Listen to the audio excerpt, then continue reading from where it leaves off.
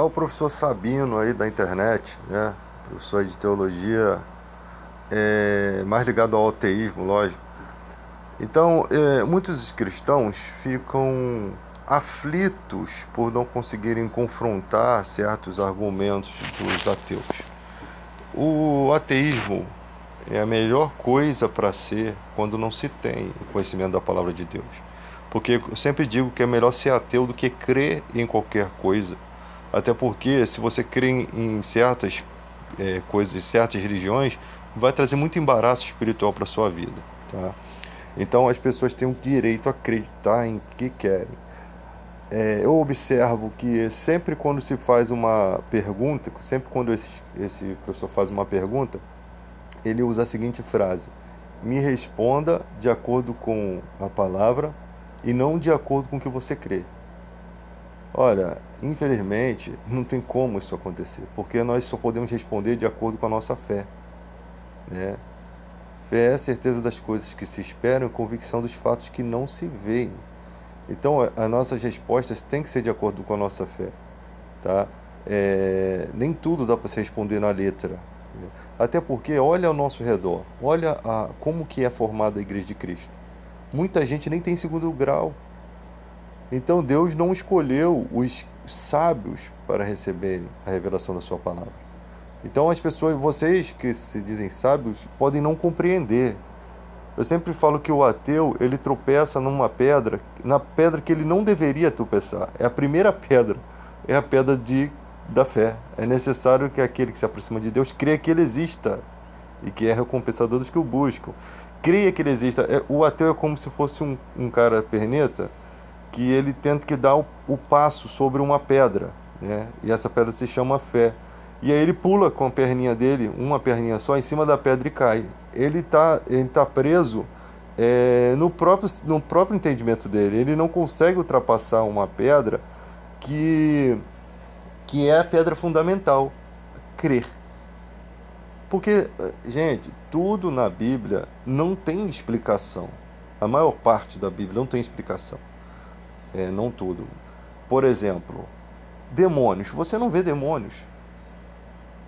O nome de Jesus expulsa demônio. Através do nome de Jesus a gente expulsa demônio. Comprovação de fé.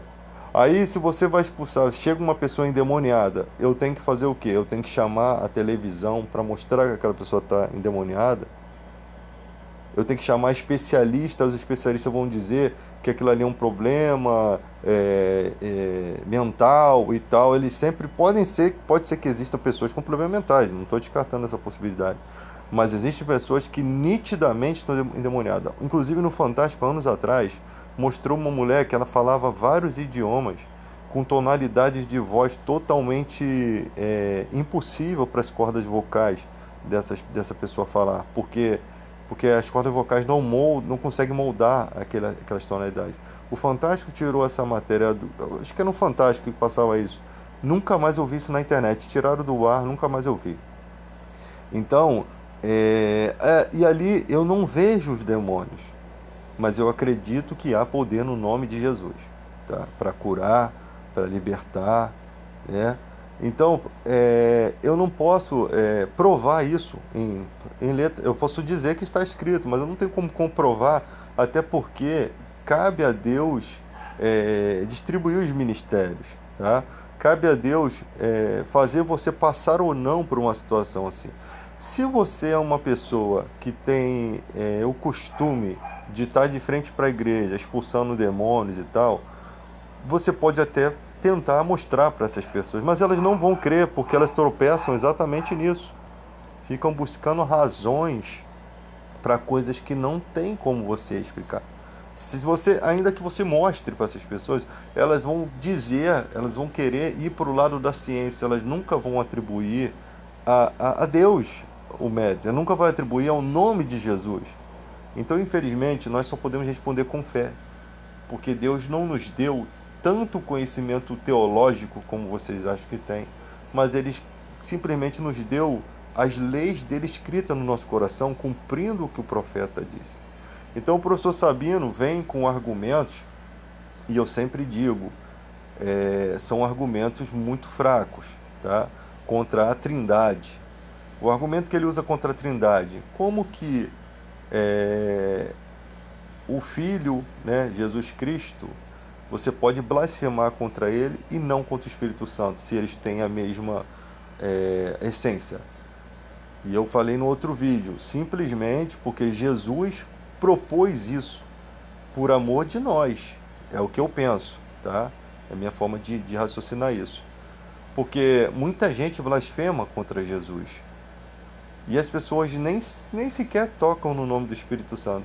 Agora, essas blasfêmias, elas não são, elas não podem ser levadas em conta pessoas que são ateus, porque não é uma coisa feita no entendimento, tá?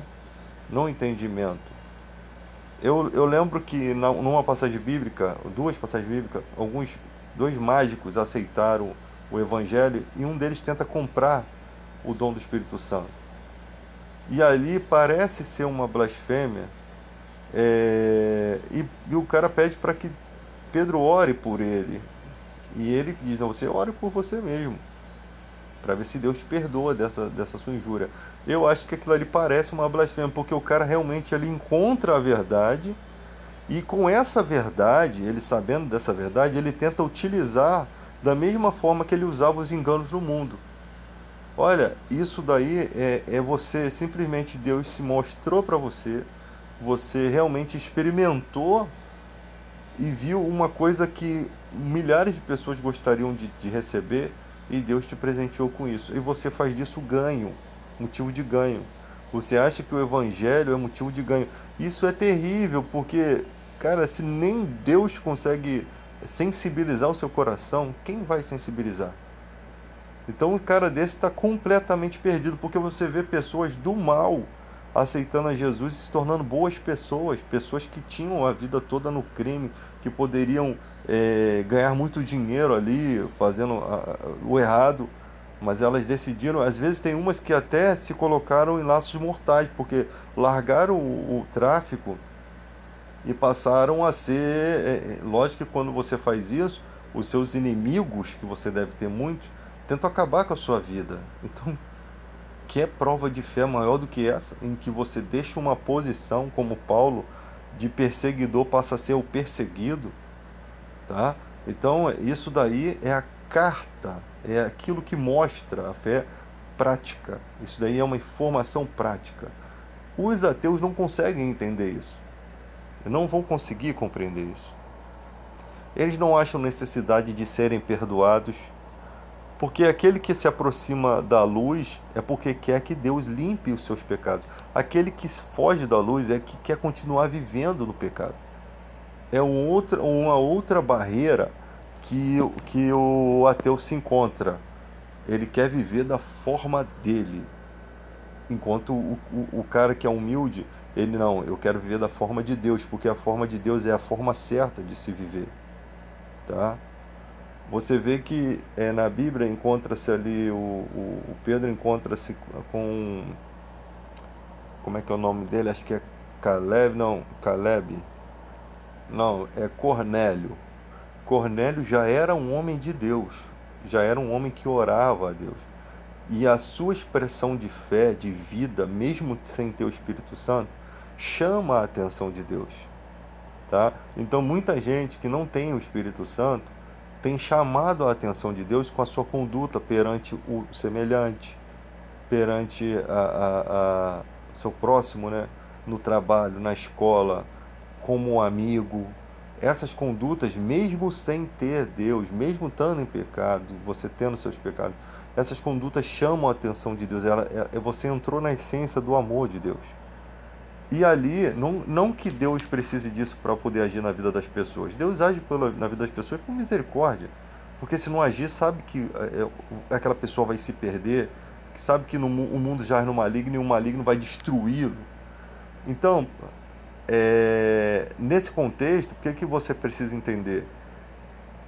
Que você chamando a atenção de Deus, você ainda precisa de conhecer a Deus. Mesmo você fazendo o bem, você ainda não conhece a Deus. Então Deus envia Pedro para poder trazer o Espírito Santo, que é a peça fundamental para você ser conduzido no mundo espiritual. para você ser conduzido às realidades, às verdades bíblicas. O Espírito Santo nos convence do pecado, da justiça e do juízo que há de vir. Que tipo de justiça que Deus quer que nós tenhamos? Ou não, e não só isso, Ele é nosso ajudador para que cumpramos essa justiça. Ele ora, intercede, Ele cumpre um papel sacerdotal, de sumo sacerdote em nossas vidas. Tá? Ele faz aquilo que nós não podemos fazer, ele conclui aquilo que é o necessário para experimentarmos coisas espirituais. Então, de tão fraco que somos, Jesus traz esse Espírito Santo sobre nós. Então daí você já tem a Trindade, né? Já se mostra a Trindade. Ele me glorificará porque vos dará daquilo que é meu, ou seja, em todo momento o Espírito Santo está conduzido por Jesus, ele está ligado, é como se fosse a matéria viva de Jesus aqui, tá? O testemunho, aquele que testemunha, testifica que Jesus vive aqui na terra, tá? Então, é o nome dele que faz ele ter vida. Quando você expulsa um demônio, demonstra que o poder do nome de Jesus funciona perpetuamente, eternamente. Que realmente ele conquistou sobre a cruz, né? O domínio de tudo, de tudo. Ele é Rei dos Reis e Senhor dos Senhores. Então, o ateu não consegue crer nisso, não vai conseguir, porque ele não recebeu o poder para acreditar nisso. Ele não recebeu o poder no nome de Jesus. Pode ser que um dia ou outro desse na vida ele se encontre numa situação desesperadora e ele utilize o nome de Jesus e Deus faça com que aquilo aconteça, que ele é recompensador dos que o buscam. E Deus faz com que aquilo, como se fosse Tomé, que precisava tocar para ter, e Jesus veio e toca aqui. Sabe? Deus vem até a nossa ignorância, a nossa petulância, né? E nos mostra a verdade. Ele vai até nós, mesmo com as nossas dúvidas. Ele é o Pai. Ele não vai deixar os filhos ficarem enganados. Tá? Agora, você se posicionar contra Deus, você pode se posicionar quanto você quiser, porque, na verdade, essa busca do ateu desesperado vai fazer ele acabando acreditando em Deus. Como diz um certo um cara que debate aí na internet, que é um cara evangélico, mas ele não usa a Bíblia. Ele pega argumentos dos próprios ateus. E ele pega um cara que é astrofísico, cientista, sei lá, que diz no livro dele, o cara sendo ateu, ele diz que os cálculos atmosféricos da Terra são tão perfeitos que se um número estivesse fora, não haveria vida no planeta Terra. Eu me recuso a crer que isso é obra do acaso. Ou seja, o ateu vê que é tudo tão perfeito que tem que ter um arquiteto construtor. Porque na natureza, na ciência, algumas coisas não saem tão perfeitas, mas quando se trata de cálculos atmosféricos para o funcionamento de um planeta, para que se haja vida, a perfeição naquilo que foi feito, é de uma magnitude extraordinária. Então, pelas coisas criadas, você consegue perceber que existe um Criador sobre isso. Não é uma obra do acaso, pela perfeição das coisas. Os cálculos que os caras desenvolvem, as expressões, são baseados em coisas existentes, né? A física quântica, né? Esses cálculos, essas expressões que o homem cria para se provar. O cara olha um aquário, ele com cálculo ele consegue dizer quanto de água cabe naquele aquário, simplesmente calculando dimensões, né? Simplesmente ele não precisa encher aquele aquário e contar os litros. Então isso tudo, essa perfeição nas coisas criadas, é Deus, tá? É questão. Outra questão seria muita aflição, viver em um mundo onde isso tudo vai acabar. Todo o seu dinheiro, toda a sua alegria, os seus filhos, os seus bichos de estimação. E aonde você vai encontrar espaço para acreditar que você vai deixar de existir? A sua vida é como um prazo de validade. A cada dia você está morrendo. A cada passo você está morrendo. A cada cabelo que cai você está morrendo. Isso pode ser antecipado ou prolongado pela saúde, né? Ou por alguém que pode te dar um tiro na cabeça. Pode ser antecipado a tua ida. E você vai para onde? Para o além, para a escuridão, de onde você veio. Você veio do nada, nu, e vai retornar da mesma forma que você veio, para o nada de novo, para a escuridão e deixar de existir. Então não faz sentido criar filhos, ter o amor da família, ter os bichos de estimação, ter toda uma ranca de amigos, se você não vai ter mais nada depois disso. Não tem sentido algum nisso. Não existe sentido nisso. Crer nisso é uma aflição muito grande. É igual o Chico Anísio diz nos últimos dias da vida dele: eu não tenho medo da morte. Eu lembro dessas palavras até hoje. Ele disse: eu tenho medo de não existir mais, de não ver os meus netos, de não ver os meus filhos. Um homem que chega ao final da vida, um homem que plantou tanta esperança, fez tantas críticas por meio da comédia ao sistema político, foi uma pessoa que fez tantas coisas boas, né? Nos fez rir, nos fez nos sentir alegres, nos sentir bem, e ali ele chega ao fim da vida dele sem nenhuma esperança de que há alguma continuidade. Todos os valores e amores que ele teve na vida, parece que ele não vai merecer isso, parece que ele não merece ter mais isso, parece que jamais ele sentirá de novo o abraço dos seus filhos, dos seus netos, o beijo da sua esposa, né? Jamais ele sentirá o amor. Eu me recuso a acreditar nisso. Eu me recuso a acreditar que o fim é aqui, que tudo isso daqui, esse mundo injusto, onde você passou a vida toda trabalhando, enquanto pessoas passaram a vida toda em Dubai, vivendo bem. Um mundo injusto, um mundo onde o jovem está indo para a escola, leva um tiro e não tem mais direito à vida. Se não existir vida eterna, eu sempre digo, ou Deus é inexistente, ou ele é injusto. E o Deus que eu conheço, ele não pode ser injusto. Se ele for injusto, ele não é Deus. Se ele não for amor, ele não é Deus.